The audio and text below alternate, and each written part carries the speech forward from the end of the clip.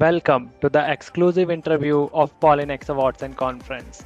Joining us today is Raffi Schieir, founder of Prevented Ocean Plastic, three-time Earthshot Prize nominee, UK Environmental Champion, and Director of Bantam Materials UK and EU. He is a global leader in high-quality, fully traceable recycling, helping stop over 2.5 billion bottles from polluting our oceans. Welcome, Mr. Raffi. Thank you very much for having me. It's my pleasure. So, can you please tell our audience a bit about yourself and your background? Sure. I'm originally Canadian and I moved to the UK in 2011 and started this business. We're very passionate about working a functioning supply chain where we can prevent plastic from going into the ocean, but especially getting involved in ownership at the grassroots level, creating a franchise model for plastic collection. Okay, so let's coming down to the questions. And my first question to you is, what is the defining moments when you realize you wanted to dedicate your career to fighting plastic pollution?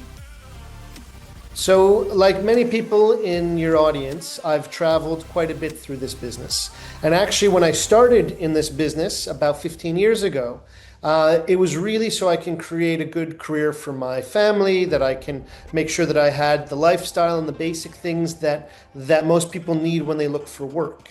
But over the course of the first half of my career, traveling to many places involved in recycling, many places involved in the informal collection network, I realized that there had to be a way to develop both a profitable business, but that was also able to elevate, provide dignity, quality, and traceability in the supply chain. So really that moment of motivation came from seeing and understanding what was in my travels. Okay, so prevented ocean plastic has already stopped over 2.5 billion bottles from reaching the ocean. So how does your model work and what make it scalable and ethical compared to traditional recycling? So what we do, which is a unique offering, is we've developed a franchise model for collection centers. So many people are investing at the recycler level, and many people are investing at the distribution level or perhaps the manufacturing level to create the product. Very few people are investing in collection. It's historically very hard to finance and historically very difficult to work in and to operate in. Our belief is that just like there's a McDonald's or a Starbucks in every coastal region should also have a collection center, a prevented ocean plastic collection center where there's jobs with dignity, where the people are being elevated, where the infrastructure is being invested in and developed to prevent this plastic from getting to our beaches and to our waters, and that ultimately we can keep things cleaner. So that's our vision. Okay, so transparency and compliance are core to your initiative. So how do you balance commercial success with social responsibility? So this becomes a unique point of difference where we can open up our collection centers to audit and to international companies and major brands. Many times in the plastic recycling supply chain and many supply chains for virtually any product, it would be extremely difficult or rare for people to say where they're buying from and who they're selling to. In our model, we take this giant risk of telling our customers exactly where the material is coming from, introducing them at every base element of supply, including the most important level, which is that grassroots first moment where that plastic is touched.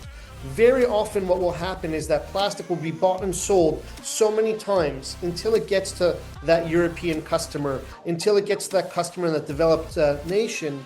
However, that journey of that plastic before it gets to the European manufacturer is largely unknown. Our value added is being able to open up every step of this supply chain to audit and open up every step of this supply chain to traceability, dignity, and most importantly, quality, which allows us to get to innovation.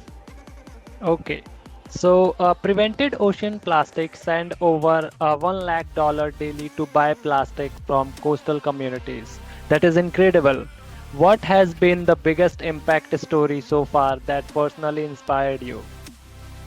So this has been, like many people in your audience, a, a project of love and passion and all these things that motivate us. I'm very lucky to have been able to build this business from humble beginnings. 15 years ago, I essentially started in the attic of my small apartment in London, and we had no external financing, no external money, and we had to find a way to grow this business essentially organically.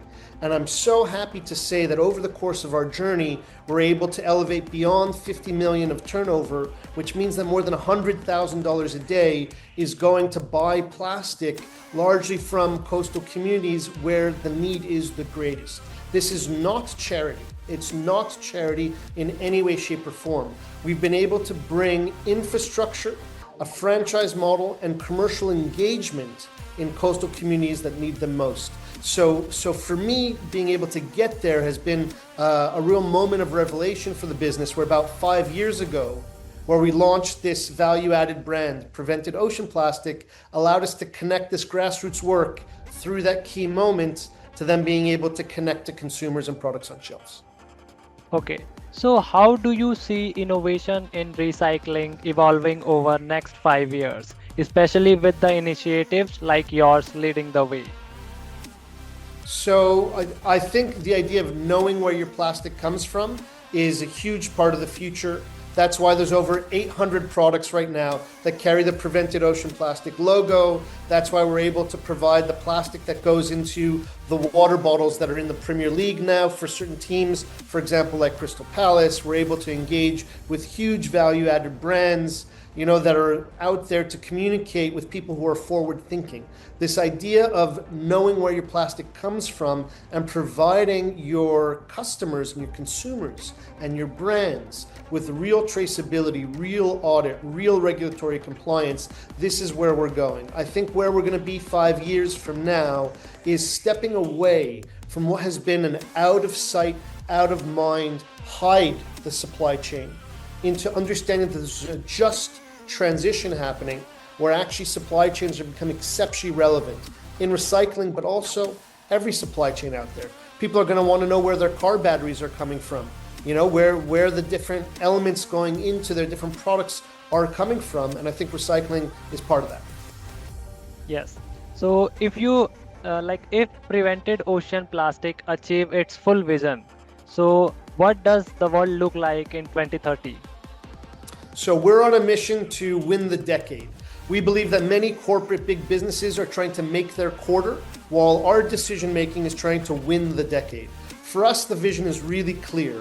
We see every coastal region everywhere having high capacity prevented ocean plastic collection centers where plastic is prevented from going into the ocean.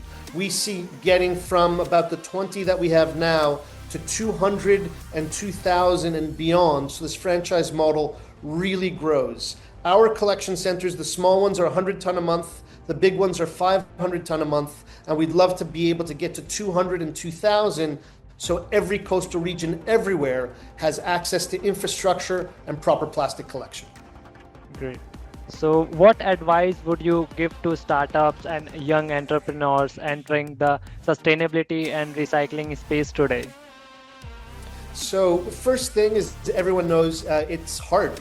So get ready to stand up, stand firm, and kindness and strength are not opposites. You can try to have a good business, and you can also try to have a business that's open to the needs of the world and engages with sustainability. You're not going to win customers straight away because you paint a pretty picture of sustainability. You're going to have to be rigorous, hard, and tough to make sure that your offering provides everything that a business needs. It's high quality, the right price point, it's not expensive, people are being taken care of with dignity and engagement. But that's a harder road.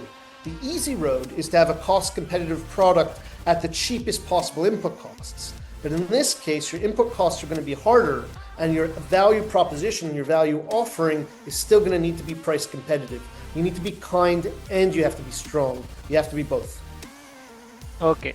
So now coming down to the rapid fire round, which is the most exciting part of this interview. So you have to answer in one word. Okay. So one word that define your leadership style. Win the decade. Okay. So a sustainability leader you admire the most. Dr. Jenna Jambek. The craziest myth about recycling you would love to burst. Sure. Recycling is about what comes into your home, not about what you throw away. So we're bursting the myths. It's not about what you throw away, it's what you purchase and bring into your home. Okay. So plastic, enemy or opportunity? Opportunity, easy one. If you not recycling, what career would you have pursued? Ice hockey player, I'm Canadian. Okay. So one dream partnership for prevented ocean plastic. So our dream partnership would be with anyone who helps the franchise model grow. So if you want to invest, come invest. Okay. So the first thing you would do if you win the Earthshot Prize. We would do exactly the same, but faster. We're going to win the decade. We're on our mission. We want to accelerate it, both with promotion and with all the money that we need to grow. Okay. So finish this sentence. The future of plastic is. The future of plastic is prevented ocean plastic. Great. So thank you, Raffi, for your powerful insight and incredible work you are doing to protect our planet. We look forward to seeing prevented ocean plastic continue to lead the way in sustainability innovation. Thank you. Thank you so much. We all need to make better choices. Thank you for the forum, and thank you to everybody who's listening. We all need your help. Thank you.